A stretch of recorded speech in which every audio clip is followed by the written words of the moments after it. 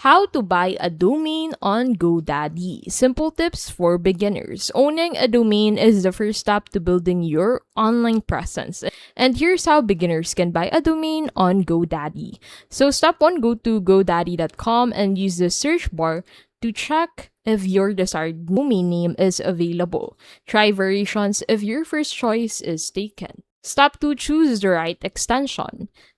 .com is best for global search, while .ph is perfect for local businesses.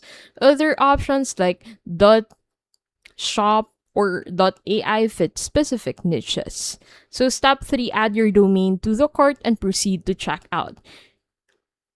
And then, enable privacy protection. This hides your personal details from public whois records and keeps your information safe.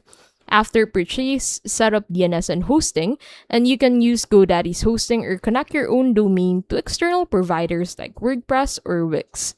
Keep your domain short and memorable. Use keywords for SEO, avoid hyphens or numbers, and enable auto-renewal so you don't lose ownership. Buying a domain on GoDaddy is simple. Search, choose your extension, register, enable privacy, and set up hosting.